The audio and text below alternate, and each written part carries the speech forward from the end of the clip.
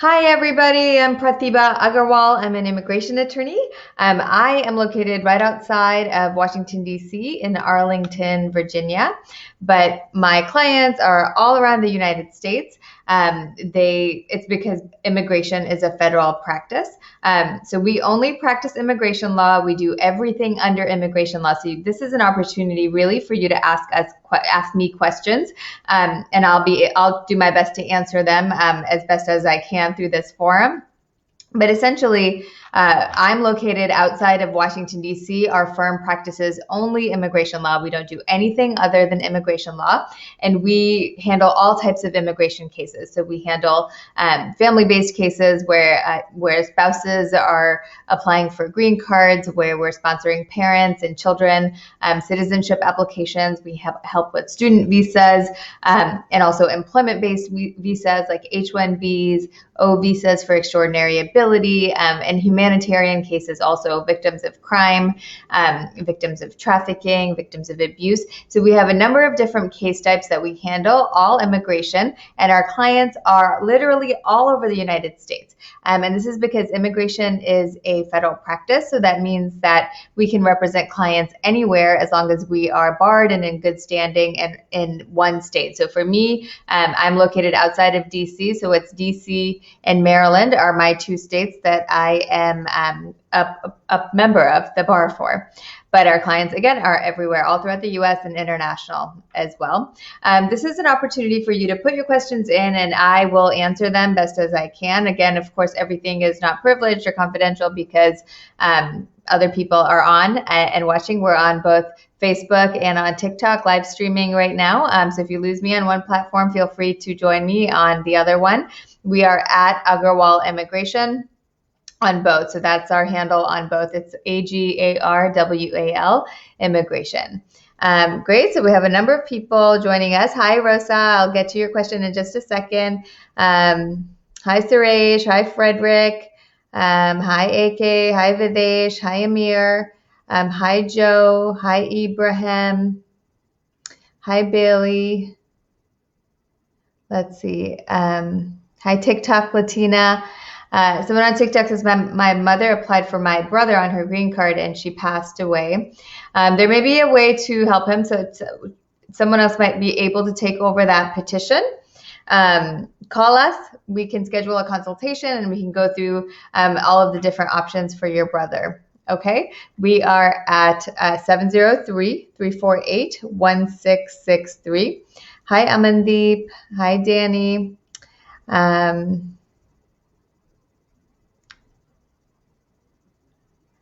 I wish I could speak Hindi well enough to see what you're writing in there.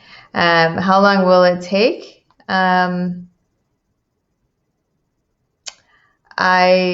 It depends on what process we use. Call us and we can see what he might be eligible for. But if someone passed away, you may be able to still continue with the green card process, and he would just have to again, I want to talk to you more about your case. He may just have to get someone else to do the affidavit of support, meaning take over that affidavit of support showing that they can support him and he won't become a public charge. But big news though, right? Most of you are probably aware that the public charge rule has gone away and is no longer being used by USCIS. That was really doubling the size of our applications before, and now it's not something that's going to be considered. So it's actually pretty wonderful. Someone, Zara, saying everyone's green card is on hold due to COVID. Do you know when they'll start processing? No, Zara, we have clients whose green card application is moving forward. And today we received some interview notices being scheduled. Today we received receipt notices for those that have already been filed. We've received, work authorization renewals for people with pending green cards. So it is moving. So I'm not sure what information you're getting. So our cases are moving forward in terms of green cards. Okay. So if you want to call us for a consultation, if you're having an issue, call us. We're at 703-348-1663. Hi, Avinash. Great. So Rosa, I want to get to your question here. So Rosa on Facebook is saying, hi, I have a question. My husband got a letter saying his visa number is ready, but the attorney he has doesn't want to do anything. He said he needs to go back to his country for 2 to 3 years. I'm so confused. So your husband might be subject to a bar, a reentry bar. He may be eligible for some other type that doesn't require him to leave the country. It is possible. So you may want to call and have a consultation. Your husband might want to call us and have a consultation. We do have Spanish speakers. We have Spanish speakers in our office, but we can also, set up a different translator if you would like. If you speak a different language, we might be able to help you, but you'll have to tell us at the time of scheduling the consultation, or you are welcome to bring your own translator if you need. Not suggesting that you need a translator, but I'm saying that it's available for you if it might be helpful. Okay, so call us to see if he can process his green card. He might be eligible to process the green card if in the U.S. So we'd have to have a consultation and see if that might work for him or if that's an option for him. Okay, we are at 703-348-1663. The reentry bars, I just want to go over that with you guys. So essentially, if you have more than 180 days of unlawful presence, so let's say your I-94 expires, or you're here illegally, you never had an I-94.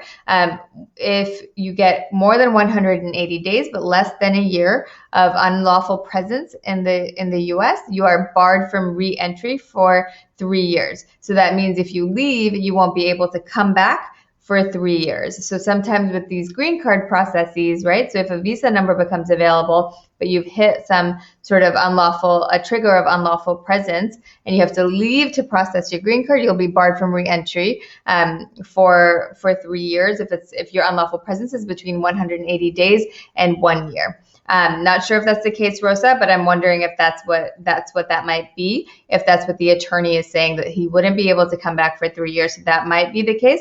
But there may be a possibility for him to process his green card or apply for a visa here in the U.S. without having to leave and triggering that bar to reentry. Okay. Call us for a consultation. We're at 703-348-1663. All right. Hi, Ronnie. Let's see.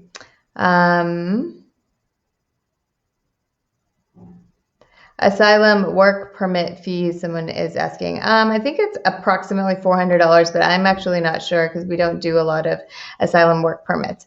Raj Kumar says plenty of money. Okay. Someone says we have to make 2 separate money orders, and how long does it take? I'm not sure. To get a money order, I go to a bank or like a grocery store may even get a money order, but I'm not sure what your money order is for or how long. I don't know what you're asking.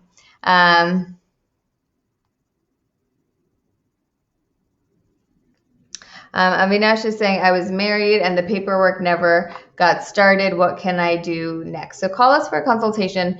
There may be different things that you might be eligible for. So if you lived here with your spouse and you were a victim of abuse, you might be eligible for a self-petition that you can do on your own if you were married to a U.S. citizen or a green card holder. So even if you're abroad, if you were here in the U.S., lived with your spouse, and you might have been a victim of abuse, and I'm not talking about physical abuse only, it could be emotional abuse, it could be psychological abuse, verbal abuse. There are different ways to categorize that.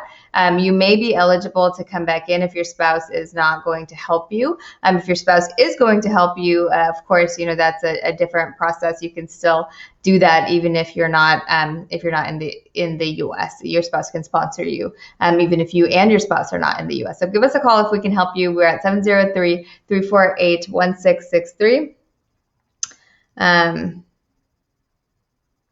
Zara says, we already filed it and we paid for the application. It says it takes up to 6 months to 34 months. Zara, I can't remember what you asked me. Let's see. I'm sorry.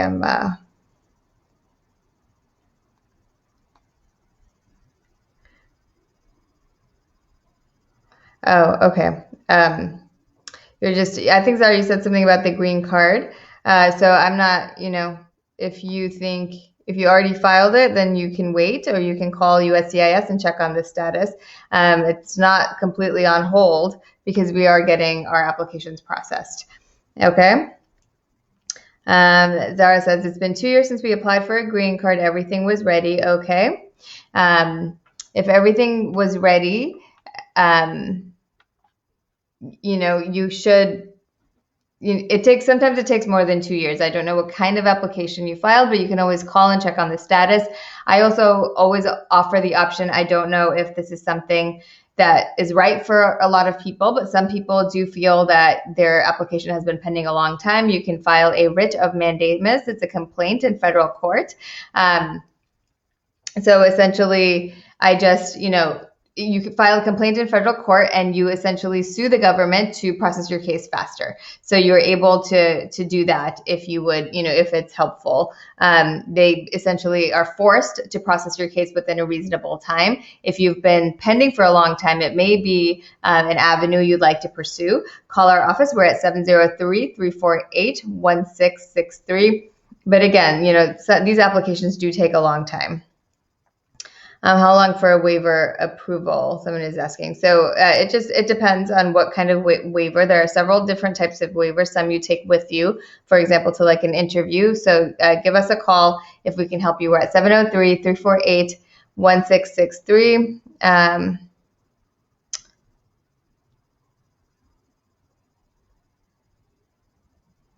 I don't know what that says. I'm sorry, my Hindi is not good. Sukhjit Singh says, I applied in November after my fingerprint and I did not get anything. We're married. So if you applied in November, it's not that far. So I would say you probably won't get an interview scheduled, at least till a year to a year and a half. How much is your fee for citizenship? Call our office. Our consultation fee is $150, and we will walk you through the whole process and see what issues you might have. So based on that, we can tell you exactly what the fees are. Hi, Jaswinder. Raj Kumar says, my wife is a green card holder and it was 3 years to file for your green card. Okay, yeah, some of them are taking a long time, but again, there's always an option to sue the government if you think that that's going to be the right fit for you. Okay, while you guys are typing your messages in, okay, I have another one. Jaswinder says, my brother is a Portugal citizen. How can he stay permanently in the U.S. if he already came to the U.S.?